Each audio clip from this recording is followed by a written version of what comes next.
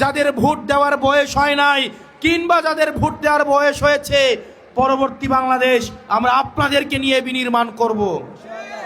যেই বাংলাদেশের থানায় গেলে তার রাজনৈতিক পরিচয় জানতে চাওয়া হবে না, যেই বাংলাদেশে চাকরি পেতে হলে মামা চাচা এবং রাজনৈতিক দলীয় পরিচয় থাকা লাগবে না, যোগ্যতার ভিত্তিতে এই বাংলাদেশের প্রত্যেকটা নাগরিক চাকরিতে, মেধায়, নেতৃত্বে এবং রাজনৈতিক নেতৃত্বে আসতে পারবে।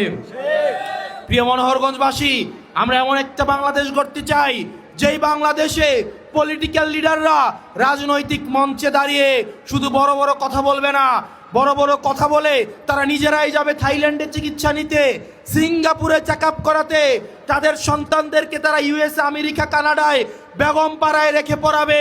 আমরা এমন বাংলাদেশ চাই না, বরং এমন বাংলাদেশ চাই যেই বাংলাদেশের শিক্ষা প্রতিষ্ঠানগুলোতে দপ্তরির ছেলেও যেমন পড়াশোনা করবে, ঠিক প্রতিষ্ঠান প্রধানের ছেলেও পড়াশোনা করবে।